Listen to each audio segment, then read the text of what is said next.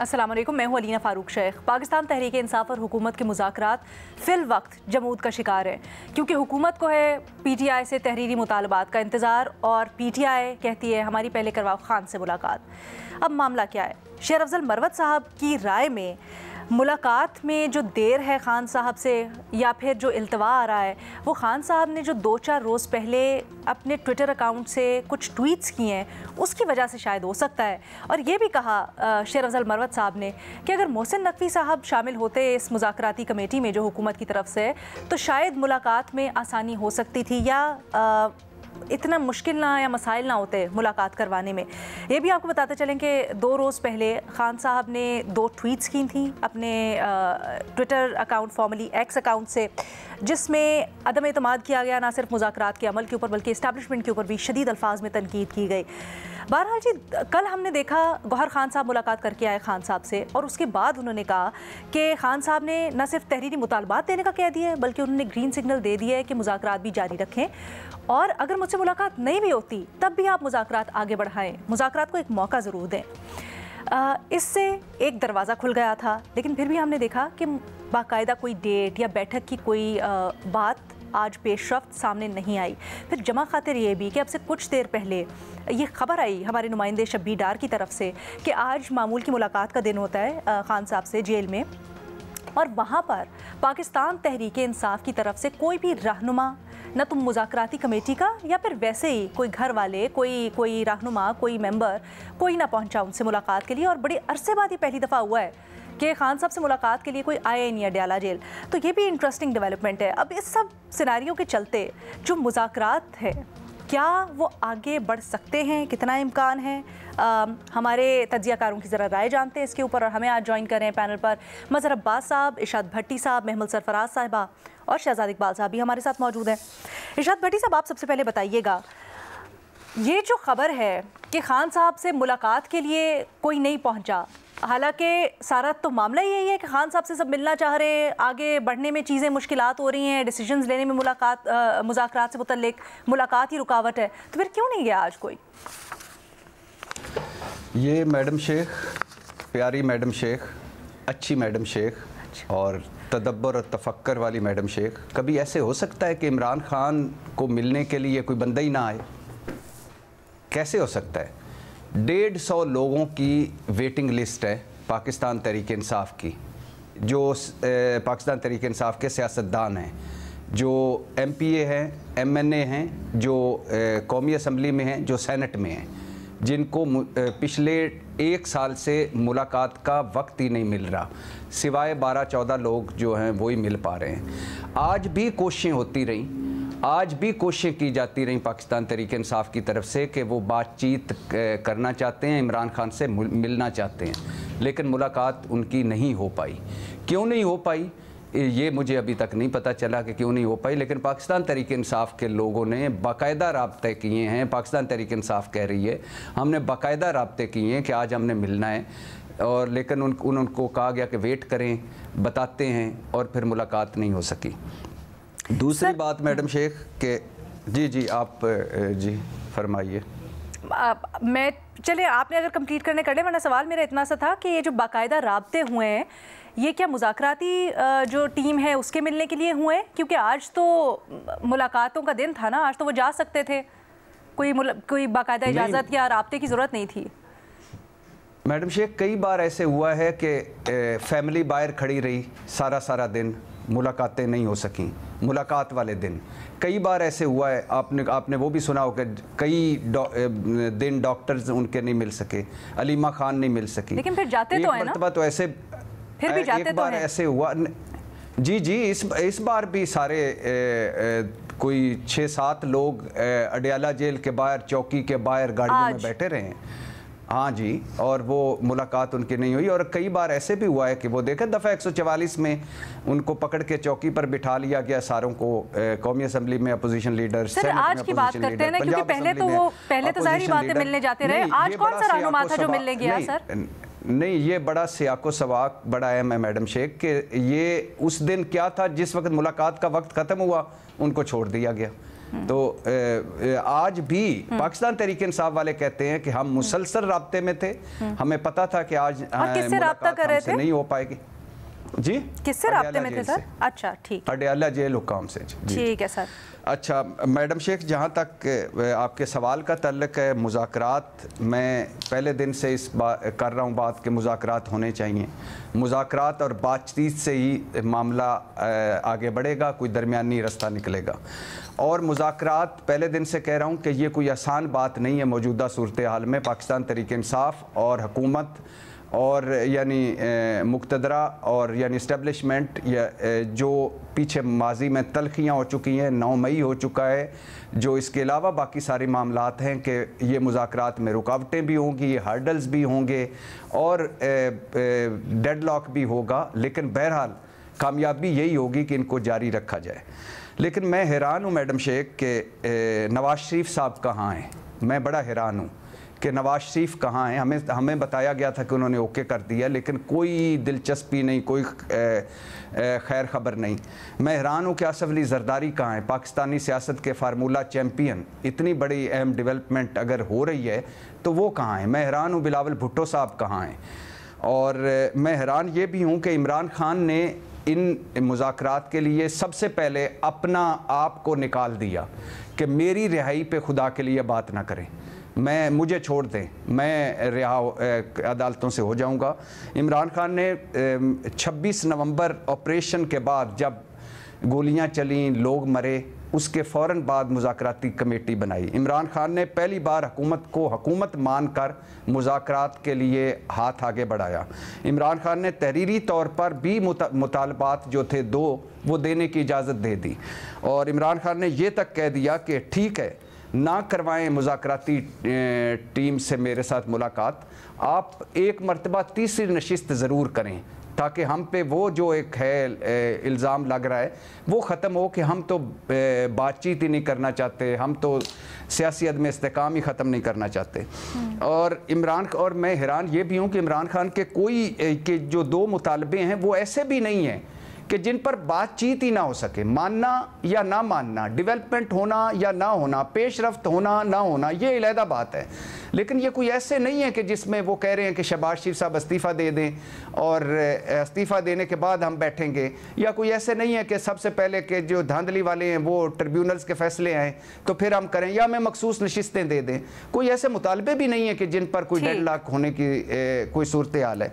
और मैं मैडम शेख, इमरान खान ये भी कह रहा है, बार बार कह रहा है कि मेरी फ़िक्र ना करें, मुझे 190 मिलियन पाउंड में सज़ा हो लेने दें, आप बातचीत करते रहें। मगर मुझे लग रहा है मैडम शेख कि ख्वाजा साद रफ़ीक, राना सनाउल्लाह और 2-4 लोग जो हैं उनके अलावा ना हुकूमत संजीदा है मुज़ाकरात में और ना हुकूमत के पल्ले कुछ है। हुकूमत के पास लग ऐसे रहा है कोई इख्तियार नहीं है, ना कोई इनका एतबार है, ना कोई इनकी क्रेडिबिलिटी है। और बाकी छोड़ें, हुकूमत इतना भी नहीं कर पा रही कि माहौल को मुज़ाकरात के लिए साजगार बना दे। हम इमरान खान के ट्वीट्स की तो बात करते हैं जिसमें डेफिनेटली वो उनको ट्वीट्स में जो पिछले 2 ट्वीट्स हैं जिसमें फ़ौजी क़यादत पर उन्होंने तनकीद की या जिस पे सख्त 4-5 और जुमले बोले, वो नहीं बोलने चाहिए थे इस मौके पर या इस मरहले पर। लेकिन इमरान खान उस ट्वीट में भी, पिछले ट्वीट में भी, अगले ट्वीट में भी एक ही बात कर रहे हैं कि मैं मुज़ाकरात करना चाहता हूँ, मुज़ाकरात करे मेरी टीम, आगे बढ़े। और मैं हैरान हूँ कि शहबाज शरीफ साहब तक कोई अजीबो गरीब उनको खटका है, आखिरी 2 जुमले अजीबो गरीब उनको खटका लगा हुआ है। उन्होंने उड़ान पाकिस्तान जो तकरीब थी उसमें बड़ा एक यादगार जुमला बोला। हालांकि शहबाज शरीफ साहब वो आदमी हैं जो पाकिस्तान में अगर मफामत की सियासत हो तो आमिर खान की फिल्म क़यामत से क़यामत तक वो वज़ीर आज़म रह सकते हैं, लेकिन इसके बावजूद भी वो कहते हैं मेरे भी वसवसे हैं। ये वो जुमला है जो हुकूमत को इस वक्त अंदर से खाए जा रहा है कि कहीं पाकिस्तान तहरीक इंसाफ की वापसी ना हो जाए, कहीं इमरान खान साहब फिर से इन ना हो जाए, कहीं इनको सियासी स्पेस ना मिल जाए, और वो वसवसे हैं। और आखिरी बात मैडम शेख के हाँ, जो गुज़श्ता रोज़ मुलाकात हुई बैरिस्टर गौर की और जो शेर अफजल मरवत साहब की, उसमें इमरान खान ने एक बात वाज़े की। उन्होंने कहा है कि पहले तहरीरी देने से आगे बढ़ने तक, पहले लफ्ज़ से आखिरी लफ्ज़ तक एक चीज़ का तासुर नहीं आना चाहिए कि ये मैं कोई भीख मांग रहा हूँ, कोई डील कर रहा हूँ, कोई डील लेना चाह रहा हूँ, कोई एनआरओ चाह रहा हूँ। मैं मुज़ाकरात करना चाह रहा हूँ और मैं आखिर तक देखना चाह रहा हूँ, और मुझे पता है कि हुकूमत संजीदा नहीं है, लेकिन हम आप पूरी एक एफर्ट करेंगे। ठीक है, हुकूमत संजीदा नहीं है, खान साहब संजीदा और एफर्ट करेंगे, बढ़ सकेंगे मतलब आगे मुज़ाकरात या नहीं? जी, मुझे बहुत हर्डल्स हैं अभी, 2-4 कच्ची पक्की खबरें हैं, लेकिन वो कच्ची पक्की खबरें कल या परसों आपको बताऊंगा, लेकिन हर्डल्स हैं। लेकिन इसके अब ये बड़ा जुमला इम्पॉर्टेंट है कि जो हैरान सारे इधर पाकिस्तान तहरीक इंसाफ के लोग हो रहे हैं कि हर पिछले 1 साल में अगर किसी ने पाकिस्तान तहरीक इंसाफ से मुज़ाकरात किए हैं तो वो मोहसिन नकवी साहब हैं, लेकिन मोहसिन नकवी साहब इसमें शामिल नहीं है। और हैरानगी की बात, जो कच्ची पक्की खबरें आ रही हैं कि हुकूमत की ख्वाहिश भी थी कि मोहसिन नकवी शामिल ना हो, लेकिन मुझे अब नहीं पता कि क्यों ऐसा है। महमल, ये जो खिचड़ी है आपको पकती हुई लग रही है? आगे एटलीस्ट कुछ इसमें मसाले और ऐड होते हुए लग रहे हैं या नहीं? देखिए लीना, मैंने पहले भी एक बात की थी कि बहुत एक अच्छी चीज़ है कि मुज़ाकरात एटलीस्ट शुरू हुए हैं, जो पिछले महीने शुरू हुए और इस साल की भी शुरुआत में जब सेकंड राउंड भी हुआ, तो यही एक बहुत बड़ी बात है। हर्डल्स की जिस तरह अभी भट्टी साहब भी बात कर रहे थे, हर्डल्स बिल्कुल होंगे। ऐसा भी नहीं है कि मुज़ाकरात जो हैं वो कोई ओवरनाइट रिजल्ट्स भी दे दें। जैसा कि मैंने आपको पिछली दफ़ा भी कहा था, अभी तो भट्टी साहब ने एक चीज़ तो कह दी, वो कंफर्म भी कर दी है कि वो चाहते हैं कि इस तरह का ड्राफ्ट हो कि जिसके अंदर ये तासुर ना जाए कि डील हो रही है या एनआरओ हो रहा है या वो कोई चीज़ मांग रहे हैं। और मैं आपको बताया था कि वैसे तो जो पीटीआई जो ज़राए बताते हैं कि पीटीआई की मेन डिमांड तो खान साहब की रिलीज़ ही थी, लेकिन जाहिर बात है वो ये तासुर नहीं देना चाहते, तो इसलिए वो बात जो कहते हैं वो कहते हैं जी पहले पॉलिटिकल वर्कर्स रिलीज करें और बाकी जो सारी चीजें। अब अलीना, मसला इसके अंदर ये जो हर्डल्स की बात हो रही है ना, कि इस एक चीज़ मेरे ख्याल में जो बहुत बड़ा एक मेजर हर्डल बाद में मैं देखती हूँ, अभी तो खैर बातचीत चले, अभी मुलाकात हो, फिर कोई राइटिंग के अंदर जो चीज़ें दी जाए, अगर ड्राफ्ट होता है कोई ऐसा कोई डिमांड्स दी जाती हैं, लेकिन 9 में मुझे लगता है कि उसके ऊपर पीटीआई को जो अपना एक स्टांस है, अगर वो उससे यानी कि फॉल्स फ्लैग वाला उनका है, तो वो एक हर्डल जो है काफ़ी बड़ा बन सकता है। दूसरी चीज ये है कि पीएमएलएन के अंदर भी मैं पहले भी इस पर बात कर चुकी, 2 कैंप्स हैं।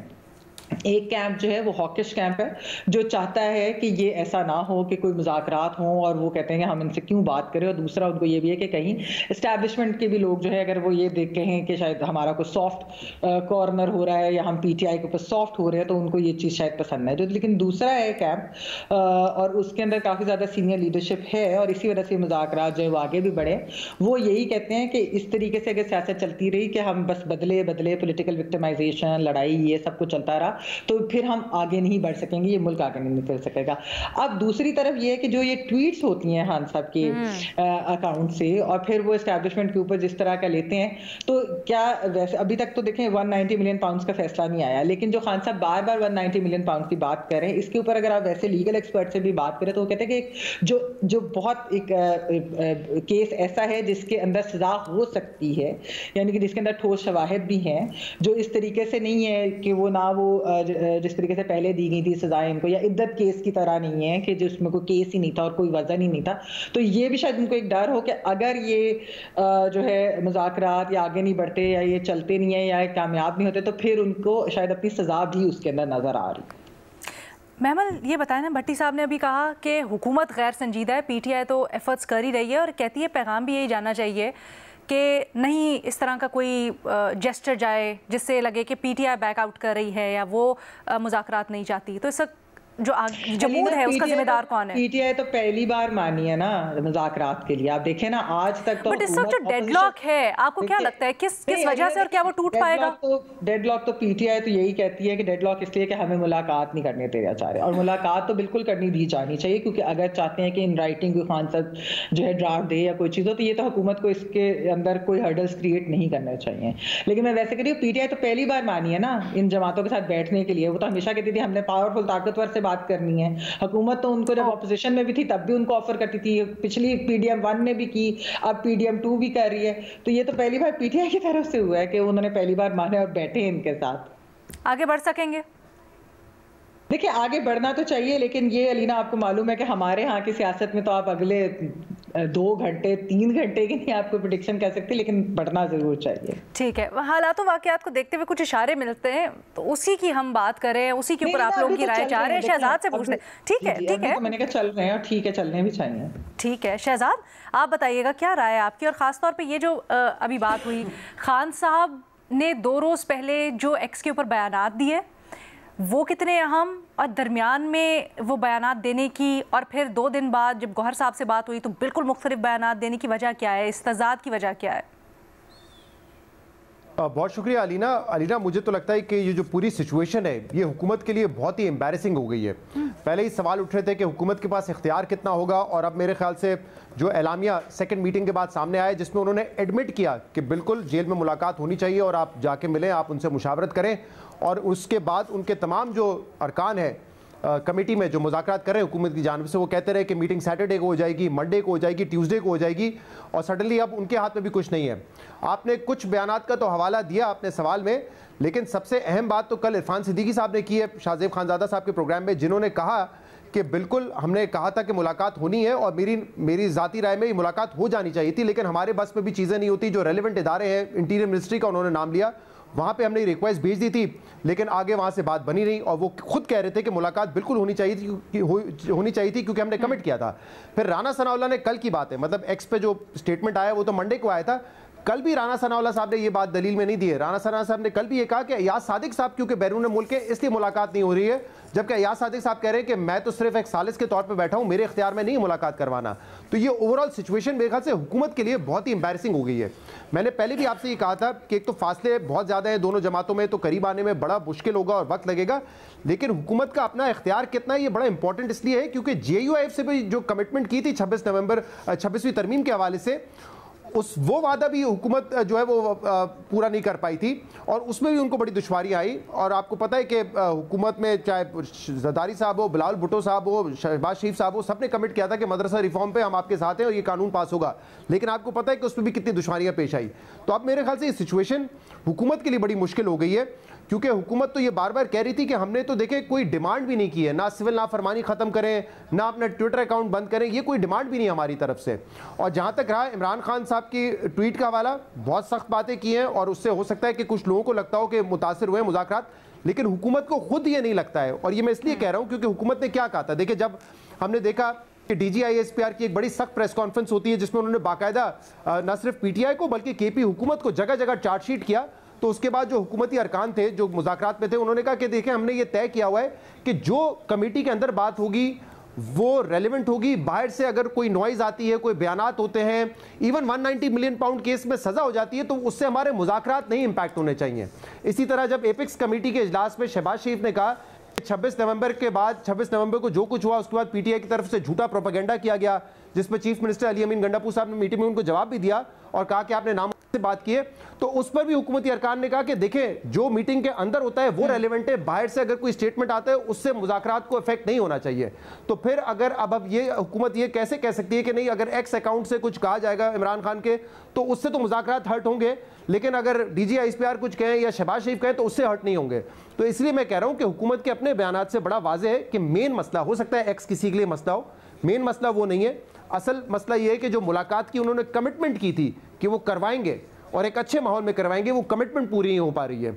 लेकिन अच्छी बात यह है कि चले अब PTI की तरफ से भी कहा गया है कि मुज़ाकरात आगे बढ़ाएं और चले मुलाकात नहीं भी होती कम से कम एक और दौर कर लें। तो मुझे लगता है कि फिलहाल ये मुज़ाकरात का एक और दौर तो एटलीस्ट होगा। लेकिन अब ये इमरान खान ने जो अपने एक U-टर्न लिया है, पहले वो कह रहे थे कि 31 जनवरी तक डेडलाइन है, अब वो कह रहे हैं कि अगली मुलाकात में अगर जुडिशल कमीशन नहीं बनाया गया 26 नवंबर 9 मई पे तो फिर बात आगे नहीं बढ़ सकेगी। अब ये मेरे ख्याल से एक प्रॉब्लमेटिक चीज़ है, क्योंकि अगर वो रिटर्न अपनी दरख्वास्त देते हैं अगले मुज़ाकरा अगले दौर में, तो फिर हुकूमत जाएगी आपने ऑब्वियसली लीडरशिप के पास और वहाँ से उसका अप्रूवल लेगी, तो उसमें वक्त लग जाएगा। तो या तो ये डेडलाइन जो है कि अगली मीटिंग में ये हम अपने रिटर्न मुज़ाकरात भी देंगे और आप उस पर अमल भी करें, ये फिलहाल मुझे होता हुआ नहीं नजर आ रहा। और अगर ये ना हुआ तो क्या इमरान खान अपनी ज़बान पर कायम रहेंगे और मुज़ाकरात ख़त्म कर देंगे? अगर खत्म कर देंगे तो फिर मेरे ख्याल से ऑब्वियसली एक डेडलॉक जो है वो बड़ा वाज़ेह तौर पे सामने आ जाएगा। लेकिन फिलहाल मुझे लगता है एक्स अकाउंट से ज़्यादा मसला ये है कि हुकूमत बड़ी एम्बैरेसिंग पोजीशन में है, तमाम तर बयानात के बावजूद वो मुलाकात नहीं करवा सके। ठीक है, बड़ा इंटरेस्टिंग पॉइंट है जो कि 31 तक की जो डेडलाइन है उस तक जाएंगे या फिर अगली मुलाकात में बस अगर अमल दरामद ना हुआ है, मुतालबात कुछ ना मानेंगे तो ख़त्म हो जाएगा, इसके ऊपर भी और फिर हमारा बुनियादी सवाल भी मैं आपकी राय जानेंगे, but after break. Welcome back. हुकूमत और तहरीक इंसाफ के मुज़ाकरात के दरमियान बहुत से हिचकोले, क्या बात आगे बढ़ सकेगी?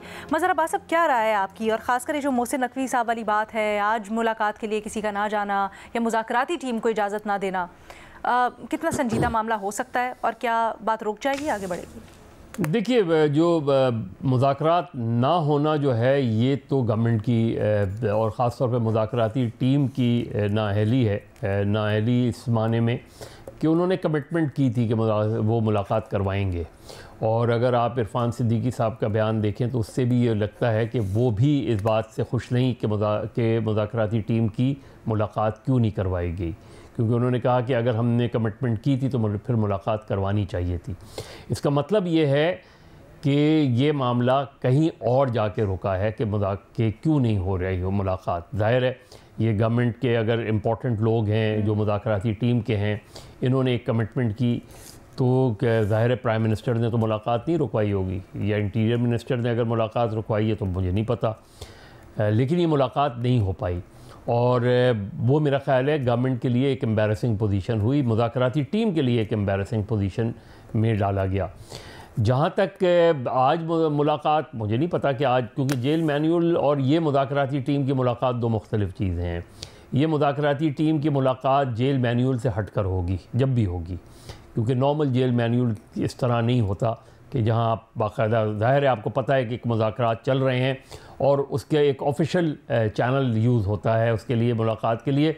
जो नॉर्मल जेल मैनुअल माफ़ कीजिएगा मुलाकात होती है, जैसे अलीमा ख़ान आके मिलती हैं, बुशरा बीबी आके मिलती हैं, या कोई इंडिविजुअल मिलता है, तो मुझे नहीं पता आज किसी का शेड्यूल था या नहीं था, लेकिन इस तरह की स्टोरी देने कि कोई मुलाकात करने नहीं आया, ये अच्छे मानों में नहीं जाएगी, क्योंकि आपको पता है कि ऐसा नहीं होगा, होगी, लिस्ट होती है, सर, पता होगी। भट्टी साहब ने भी अभी खबर दी और मेरी सलमान और मराजा साहब से भी बात हुई और वो भी बताते हैं कि आज खान साहब ने साइंड अप्रूव्ड लिस्ट दी थी जिसमें नाम थे, मुज़ाकराती कमेटी के भी नाम थे, लेकिन इजाज़त नहीं दी गई और उनके मुताबिक अली इजाज़ भुट्टर साहब जो है वो सारा का सारा मामला। हाँ, चलिए, एक तो दूसरी बात, मुझे जहाँ भट्टी साहब को बहुत सी चीज़ों में हैरानगी है, मुझे हैरानगी पीटीआई की डिमांड्स पर है। मैं हैरान हूँ कि 8 फरवरी के इलेक्शन की डिमांड क्यों नहीं शामिल इसमें। आपका तो सारा कोर इशू ही 8 फरवरी है, आपकी तो सारी ये मुज़ाकरात की इब्तिदा ही 8 फरवरी है। आपका तो पूरी जो जद्दोजहद है वो यही है ना कि आपका मैंडेट चुराया गया है। ये थोड़ी है कि आपके कैदी रिहा हो। आपकी तो डिमांड ये है, मेजर आपका पूरी जो अब तक, यानी चाहे आप और चीज़ें उनके जो एजिटेशन इवन 27 फरवरी ले लें, वो किस चीज़ पर था कि 8 फरवरी का मैंडेट चुराया गया, वो आपकी डिमांड में ही शामिल नहीं है। इसका ट्राइब्यूनल से ताल्लुक़ नहीं है। ट्राइब्यूनल तो जो इलेक्शन रिगिंग के वो हैं उनको देख रहा है। ट्राइब्यूनल ये थोड़ी है कि आपका मैंडेट ले लिया गया, मैंडेट नहीं ले लिया गया, क्योंकि आपने तो सारा फोकस इस तरह करना था। ये जो 2 डिमांड्स हैं जुडिशल, 3 बल्कि, कि 9 मई और 26 नवंबर और फिर ये कि सियासी कैदियों की रिहाई।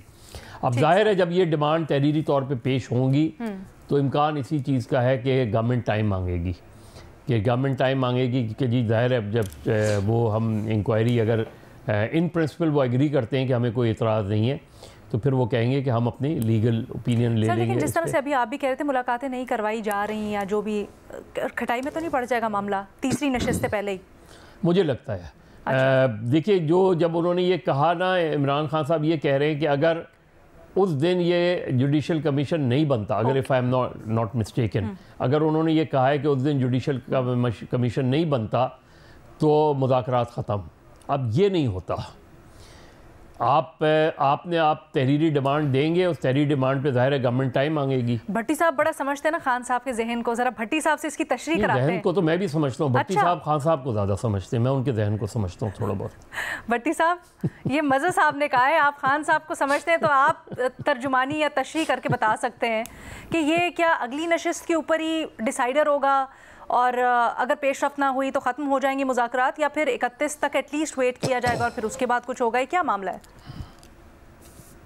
वो मैडम शेख जदों माई मेरा बन ठन के निकले, या अगर इसको यूं कह लें कि जदों माई मेरा बन ठन के निकले मौसमा ने कान फड़ ले। मैं कान पकड़कर मज़हर अब्बास साहब को वो जो दिमाग मज़हर अब्बास साहब के हवाले करता हूँ, बाकी जो दिल है और बाकी चीज़ें हैं वो मैं ज़्यादा अपने पास ले लेता हूँ। अच्छा, मज़हर साहब ने एक बड़ा अहम पॉइंट उठाया है कि 8 फरवरी 2024 का जो पाकिस्तान तहरीक इंसाफ का सबसे बड़ा मुकदमा है, पाकिस्तान तहरीक इंसाफ इससे क्यों दस्तबरदार हुई है।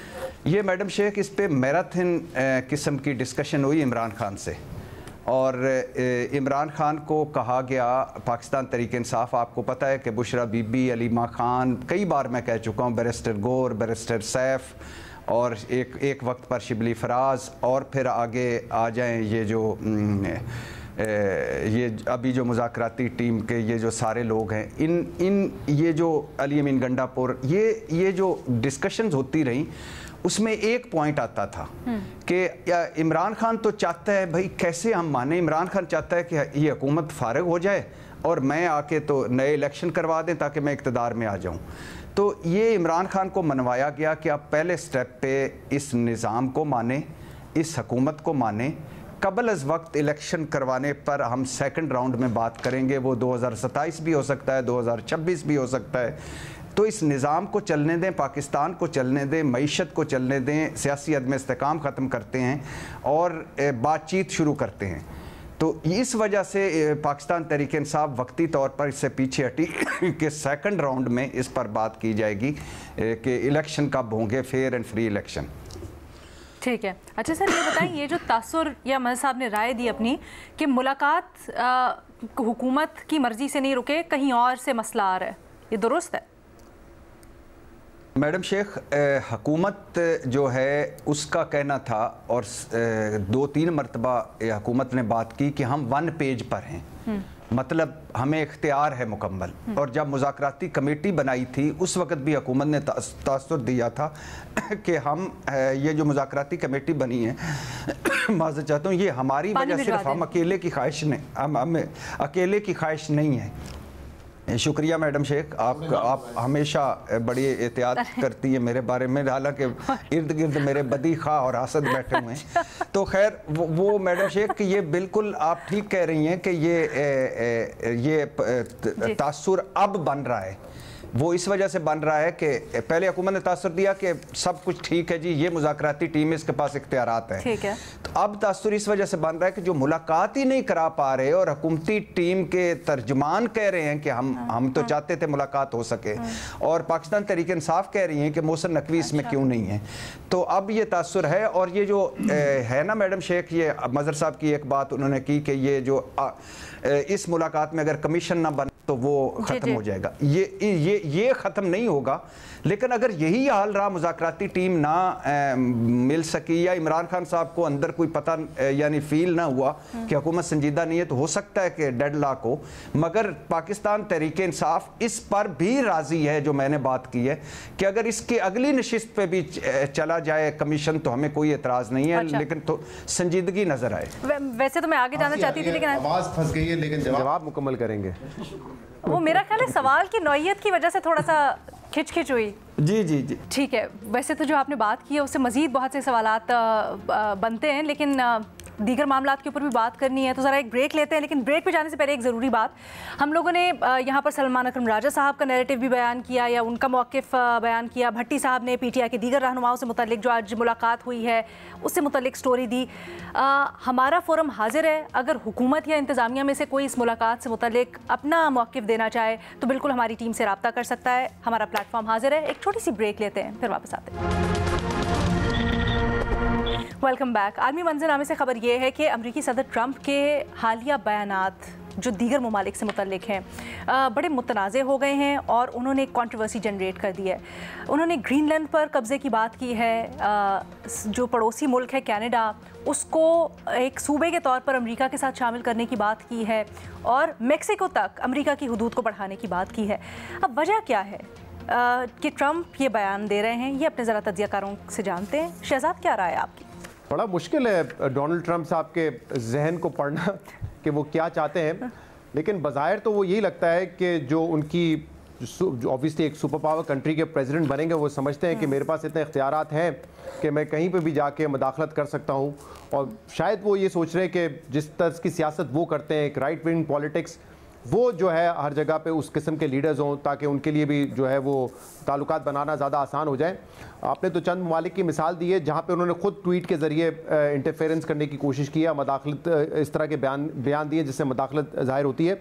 लेकिन उनकी टीम देखें तो जर्मनी के इलेक्शंस के हवाले से, कई और यूरोपियन ममालिक के हवाले से, पाकिस्तान के हवाले से, इमरान खान के रिलीज़ के हवाले से बयान दे चुके हैं। तो एक तरफ तो डोनाल्ड ट्रंप ये कहते हैं कि देखें हम नहीं चाहते कि अमेरिका किसी भी पराई जंग में पड़े और हम एंटी वॉर हैं, ये कह के उन्होंने सारा वोट हासिल किया। हम कोशिश करेंगे यूक्रेन वॉर जो है उस पर सेटलमेंट हो, और उनकी एक पॉलिसी, वो कहते हैं मैं प्रो बिजनेस हूँ, मैं नहीं चाहता कि कहीं जंग हो।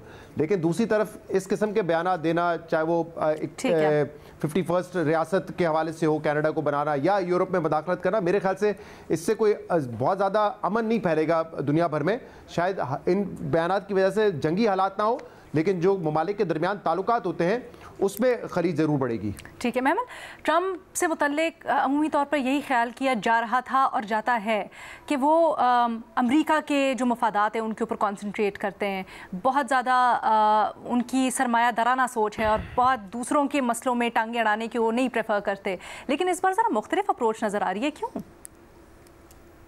देखिए लीना, उसकी वजह यह है कि जो ट्रंप हैं, एक तो उनकी जो सपोर्ट बेस है वो बिल्कुल जिस चीज़ पे यकीन रखती है वो है अमेरिकन एक्सेप्शनलिज्म, और एक जो राइट विंग सोच है। अच्छा, अब जो ट्रंप हैं उनको ये लगता है ऐसा कि बेसिकली अमेरिका एक सुपर पावर होने के बावजूद इसका डर ख़त्म हो गया दुनिया के अंदर। तो उनको ये लगता है कि बाइडेन एडमिनिस्ट्रेशन और डेमोक्रेट्स ने जिस तरीके से चीज़ों को हैंडल किया है आलमी सतह के ऊपर, तो उससे अमेरिका का डर नहीं कि एक अमेरिकी प्रेसिडेंट डर नहीं, लेकिन चाइना के सदर का डर हो सकता है या प्रेसिडेंट पुतिन यानी रशिया के सदर का डर हो सकता है। तो ये क्या वजह है कि अमेरिका का क्यों ना, तो वो एक तो ये बात सारी इस वजह से भी कर रहे हैं because he genuinely believes in all of this, और उनको ये भी पता है कि उनकी जो अपनी सपोर्ट बेस है उसने भी उनको इसीलिए वोट दिया। देखिए उन्होंने जो पिछली एक पहली बार तो जब वो आए थे जीत कर, और फिर दूसरी जो उन्होंने कैंपेन की जो वो नहीं जीते थे, लोगों को ये लगता है कि जी इस तरह जब इतने साल गुजर जाए तो शायद कोई मेच्योरिटी का लेवल होता है, कोई इस तरह की जो शायद कुछ सियासत चेंज हो, लेकिन नहीं, इन सियासत मजीद राइट विंग और मजीद अमेरिकन एक्सेप्शनलिज्म और इस सब की तरफ गई है। और असल वजह यही है कि वो समझते हैं कि अमेरिका का एक खौफ होना चाहिए और अमेरिका का एक डर होना चाहिए, और इस तरह की चीजें हम और सुपर पावर के पास वो वाली पावर्स नहीं है जो चाइना या रशिया के पास। वैसे ये भी सवाल है कि क्या इस तरह के बयानात से अमेरिका का डर या खौफ पैदा हो जाएगा? लेकिन भट्टी साहब, अब आपका असल इम्तिहान है।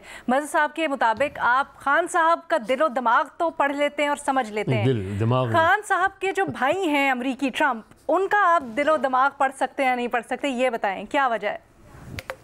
मैं रोज़ मैडम शेख अखबार उठाता हूँ और उसकी एंड तक जाता हूँ कि कब उन्होंने कहना है कि पाकिस्तान हमारा मेरा सूबा है और मैं रिचर्ड ग्रेनल को इसका गवर्नर बनाऊँगा, लेकिन कहीं भी वो इधर आ ही नहीं रहे और ना कुछ कर रहे हैं। बस आप एक्स पे लिख देना, रिक ग्रेनल को टैग करके नीचे थैंक्स प्लीज। हाँ, और नीचे लिखूँ रिलीज़ इमरान खान, तो फ़ौरन जवाब आएगा कि यस माय ब्रदर। तो और मैं वजह क्या है बता दें जल्दी मेरा राब्ता है। अब दो ये भट्टी साहब किस हद तक हमें गुलामी के अंदर लेके जाना चाह रहे हैं? कह रहे हैं कि वो रियासत बना दें पाकिस्तान को अपनी, गुलामी नाम मंजूर से यहाँ तक पहुँच गए। जी अल्हम्दुलिल्लाह, पहले बढ़िया, अल्हम्दुलिल्लाह आज़ाद और ख़ुद मुख्तार हैं आप पहले, है ना माशाल्लाह, आप बहुत आज़ाद हैं। चलो ठीक है, यहाँ तो नहीं माशाल्लाह, यहाँ तो ओ भाई ये इससे अमेरिका वो क्या कहते हैं, जब अमेरिका का सूबा हो जाएगा तरक्की होगी, खुशहाली होगी, आज़ादी बरकरार रहेगी। बहरहाल मैडम शेख, ये जो ट्रंप साहब हैं, ट्रंप साहब का एक तरीक़ाकार है, चूँकि मेरे साथ वो डिस्कस करके सारा कुछ करते हैं, कि वो सख्त बयानात देते हैं, सख्त ट्वीट करते हैं और फिर उनके नीचे अंडर हैंड दबाव डालकर ये वो चीज़ें करवा लेते हैं, और बहुत सारे मामलात पे उन्होंने किया। ये जो डेनमार्क के ज़ेरे कंट्रोल है ग्रीनलैंड, जजीरा ग्रीनलैंड और पैनामा कैनाल, इसकी उन्होंने जो कहा, इसमें जो पैनामा कैनाल है उसमें उनको ख़तरा, उनको अब ये है कि वो कहते हैं कि इसमें चीन ज़्यादा, पैनामा पनामा में चीन ने बड़ी सरमायाकारी की हुई है और चीन इसको ज़्यादा इस्तेमाल करता है। हालांकि 72% अमरीकी इस्तेमाल कर रहे हैं और 22% चीन इस्तेमाल कर रहे हैं। और ये जो ग्रीनलैंड है, इसको पहली सदारत में भी उन्होंने ख़रीदने की कोशिश की कि कहा कि मैं ये ख़रीद लेता हूँ और वो कर लेते हैं। तो ये एक बयानात हैं, बयानात देकर बुनियादी तौर पर ट्रंप साहब जो हैं वो चीन के हवाले से हर मुल्क को मैसेज पहुंचा रहे हैं और उन सारे मुल्कों को जहां जहां चीन की इन्वेस्टमेंट है वहां वहां वो सारा, और ये उनका तरीक़ाकार है। लिहाजा फ़िक्र ना करें ट्रंप साहब को। अगर कोई ऐसा मामला हुआ तो आप मुझे फ़ोन कर दीजिएगा, मैं उनको समझा दूंगा। बिल्कुल सही बात है। मज़हर साहब, आप इत्तेफाक करते हैं भट्टी साहब के तज्ज़िये से या राय से? कनाडा का फिर क्या मामला है अगर चीन ही है तो? देखिए, ये बहुत ही हंगामा खेज़ दौर रहेगा ये, और ख़ुद अमेरिका के लिए हंगामा खेज़ दौर रहेगा, दुनिया के लिए हंगामा खेज़ दौर रहेगा, और इसके नताइज जो है वो मेरा ख्याल है कोई भी प्रेडिक्ट नहीं कर सकता। लेकिन सबसे ख़तरनाक बयान जो है मेरे नज़र में वो उनका हमास के हवाले से है, जिसमें उन्होंने कहा है कि अगर मेरी हल्फ बर्दारी तक वो 7 यरगमाली रिहा नहीं हुए तो हमास को इसकी बहुत भारी कीमत अदा करनी पड़ेगी। ये जो स्टेटमेंट है ये ऐसा लगता है कि इस पे सबसे पहले जो है इम्प्लीमेंट होगा, और यही ख़तरनाक बात है। ज़ाहिर है कनाडा, मैक्सिको, ये बाकी बातें तो उनकी अपनी चलती रहती हैं, इसमें मेरा नहीं ख्याल कि वो कोई बहुत।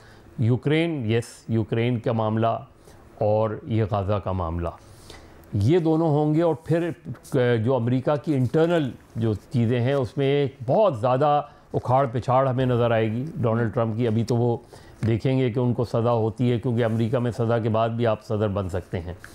लेकिन अगर वो सदर बनते हैं, सदर बनने के बाद वो क्या कुछ करेंगे, मेरा ख्याल है दुनिया हैरान रह जाएगी इस दौरे ट्रंप से। ठीक है जी, आज के प्रोग्राम से इतना ही, इजाज़त दें, अल्लाह हाफ़िज़।